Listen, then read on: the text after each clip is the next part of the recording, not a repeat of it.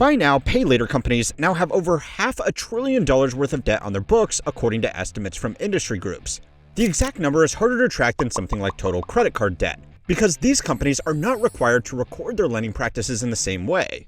Either way, this is an especially concerning amount of money, because by design, buy now, pay later loans should only last 8 weeks before they are paid off in a predictable installment plan. But new research and company confessions have revealed what you probably already knew. People aren't really paying off their Klarna account. They are just using it as a new way to make their month go a little bit further at the end of their money. Most of the largest buy now, pay later companies are barely 10 years old now. But in that time, they have been able to scale rapidly thanks to a combination of generous investor funding, a tech bro attitude towards regulations, and a service that was appealing to people who didn't want to go through a formal credit application process, for whatever reason. The argument was that these companies weren't giving out loans. They were just letting people split up their purchase into smaller payments made over a set time period. And if everything was done properly, the users wouldn't even need to pay interest. But now, after giving out quick, easy not loans to anybody who could download an app, the companies are pulling a shocked Pikachu that their not debt is not getting paid back. Now, consumer debt defaults are on the rise everywhere, but BNPL has its own risks that could make this a whole lot worse than people not being able to split up their Costco hot dog into 4 easy payments. Why is Pay in 4 so addictive? I'm using Klarna to pay for these Chris Brown tickets. I don't care what nobody says. Being under financial stress takes a lot of time, a lot of planning. I'm Afterpay's #1 consumer, #1 fan. I don't know what it is about a Pay in 4, but I can just never resist. I will Afterpay it because I feel less guilt. On the surface, buy now, pay later services are not a drastically different financial product to a credit card. Both let you make purchases now and let you pay it off later. Both offer interest-free periods if you make your payments on time, and both have been embraced by companies that want to sell you shit because they make it easier to spend money you don't have. Now, it's true that both of these financing options have extremely high interest rates and fees if you don't make your payments on time. And while buy now, pay later companies tend to try to hide these risks, I hope it isn't shocking to you that delinquent, unsecured consumer debt is considered very risky, and therefore attracts a high interest rate. But for financial tools that seem so similar at face value, there is one big difference that people tend to overlook. According to data collected by the Fed, credit cards are some of the most profitable products that banks offer to their customers. Even including their interest-free purchase periods, the banks still make returns 4 times higher on credit card lending than other products like mortgages, commercial lending, and traditional personal loans. Buy now, pay later companies, on the other hand, have struggled to turn a profit at all. In fact, most of them have been making spectacular losses. According to public financials, Affirm lost nearly $500 million last year, which was actually an improvement on the year before, where they lost nearly a full $1 billion. Other companies like Afterpay, Klarna, and PayPal's Pay in 4 are harder to get data on because they are either private companies that don't have to publicly disclose their financials, or they were acquired by other companies, which mixes in their losses with profits from other parts of the business. Klarna has raised a lot of capital from the ever-reliable SoftBank to scale its business operations. The company did claim to have some quarters of profitability thanks to their creative use of AI to cut down on customer support expenses. But a lot of that was actually thanks to low borrowing costs, a generous interpretation of how reliably their customers would repay their installments, and ignoring everything else that it takes to run the business. The company's actual profit for the quarter was a nearly $100 million loss, doubling from the same time last year. In the supposed golden age of buy now, pay later, the industry leader has had to put off its IPO because it's not clear if the business is even viable. These losses are occurring across the industry despite the fact that these companies typically take a larger cut of sales from merchants and charge higher effective interest rates on delinquencies. Because, oh yeah, even if you don't personally use any of these services, you are still paying the price for them. So it's time to learn how money works to find out how a predatory business undermining the finances of hundreds of millions of users across the globe can't even make money for themselves. This week's video is sponsored by Odoo. Odoo is a powerful business management platform that brings everything together: CRM, sales, inventory, accounting, even manufacturing, into one seamless system. Their suite of apps helps you work smarter, not harder. Whether you're automating invoices, managing real-time inventory, or building a custom app with Odoo Studio, it's all integrated and incredibly easy to use. We're teaming up with Odoo on something big, and while we're keeping the details under wraps for now, it's all about showing how creative and flexible this platform really is. From streamlining your business to bringing your ideas to life, Odoo has tools for just about everything, and we're putting them to the test in a way we think you'll love. Stay tuned for the reveal, and in the meantime, try any Odoo app for free, no credit card needed, using the link in the description. The way that buy now, pay later companies were supposed to make their money was by charging a higher than normal merchant fee from the retailers that use them as a payment option. Mass market credit card processors like Square, Stripe, Shopify, or PayPal usually charge merchants around 1.5% to 3.5% on sales to take credit card payments according to data from NerdWallet and the company's own information portals. Buy now, pay later companies have started charging as much as 8% on sales to average retailers according to a report by Merchant Cost Consulting. Larger companies like Walmart, Amazon, and DoorDash can negotiate these rates individually, but those agreements are largely kept private. For many retailers, 8% represents their entire profit margin after costs and expenses on a sale, so paying that much to a buy now, pay later company is untenable.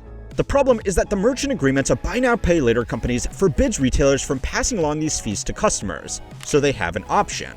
Either make no profit on sales through platforms like Klarna, or raise prices for everybody to cover this new expense. Now, the third option would be to not offer these payment options at all, but companies don't want to do that for 3 simple reasons. The first is that buy now, pay later customers are the perfect kind of customers. According to industry data, they are much younger than formal credit card users, spend more impulsively, and have purchasing power thanks to being able to split up their payments. A report published by the Harvard Business Review found that after consumers started using buy now, pay later services, they were 17 to 26% more likely to make a purchase. Not only that, but their average purchase was 10% larger than it was with normal payment methods, leading to an overall increase of 30% in discretionary spending.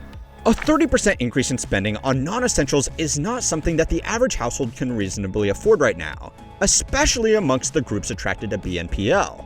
For people who can get access to them and use them responsibly, credit cards are an overall better value proposition. They have more flexible terms, they have better reward programs, and they can help users build up their credit. They are also more strictly regulated because they are officially classified as a debt. Buy now, pay later companies have so far dodged that official classification, which means they are not as tightly regulated, which means they can give credit to people who would otherwise struggle to get it. Now, this is not to say that credit cards are some flawless financial product. They too can easily let people spend money they don't have on they don't need. But there are more rules about responsible lending. Since BNPL applications don't show up on official credit reporting records, it also lets particularly self-destructive users pull some impressive financial maneuvers.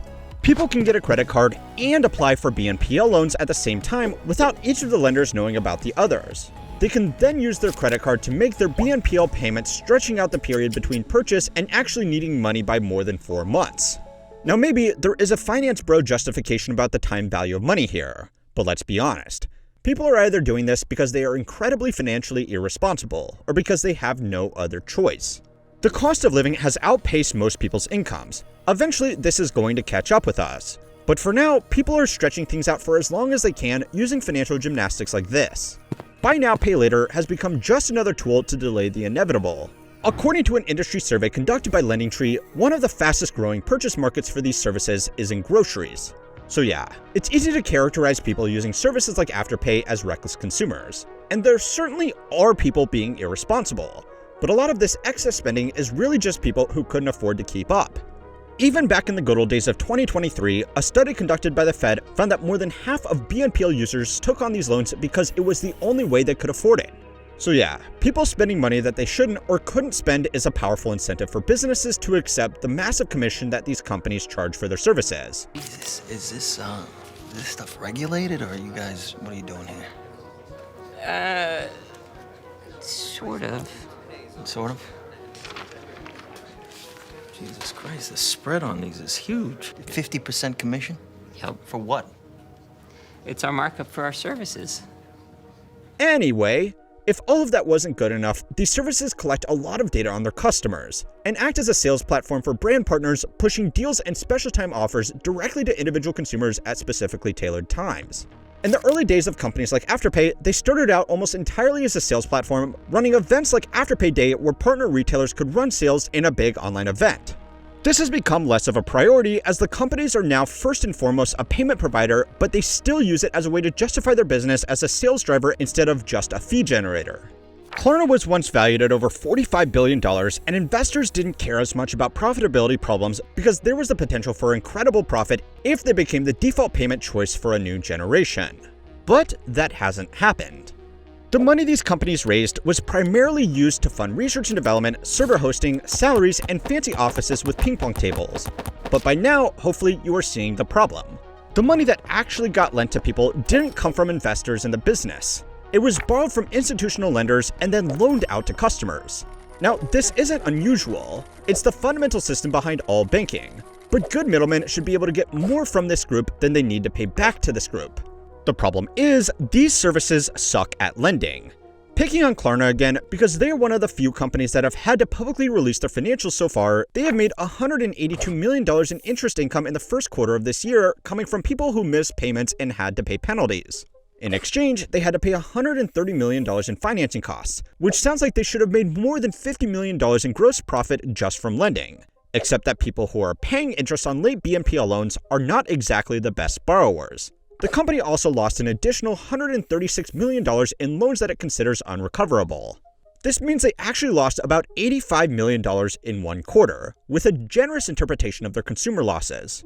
Credit cards aren't perfect by comparison, but banks are slightly more careful with who they will lend to. Banks can also raise cash at lower interest rates from individual depositors, and they can make money off people who aren't delinquent by definition. For a business that's predatory, they kind of suck at being predatory. For particularly desperate consumers, these businesses have become an alternative to payday lenders who also have similarly low lending standards. The only difference is that payday lenders charge exorbitant interest rates that made up for the risks and then some. Buy now, pay later companies can't really do that, because that would further tarnish their reputation as a fun little alternative to #treat yourself and think about the problems later. With such huge losses from the lending side, it means BNPL companies are even more reliant on their merchant fees to keep them afloat, but companies are starting to push back on that. In order to be the exclusive provider to companies like Walmart and DoorDash, Klarna had to arrange sweetheart deals with much lower fees to these big companies. This might be a good play for taking market share, but even total domination of an unfeasible market doesn't mean much. Investors are likely to keep throwing money at these companies because if they can be the last one standing, there is the possibility of increasing margins. But that's going to come with some trade-offs for everybody else. The same way that Uber started out as a great alternative to taxis, Airbnb an alternative to hotels, and Netflix an alternative to cable, BNPL are still in the take market share phase. Eventually, these companies will need to make their service worse, and take in more revenue if they want to continue existing. For businesses, that will mean more fees for the privilege of accommodating BNPL services, and for customers, it will most likely mean more hidden ways to be forced into paying more than you really wanted to. There are really no winners here, but nobody wants to be the biggest loser holding the bag if it all falls apart, a tragically common occurrence with a lot of new business trends. In fact, buy now, pay later is just the latest symptom of a bigger investment sickness. So go and watch this video to find out why common sense is so hard to profit off. And make sure to like and subscribe to keep on learning how money works.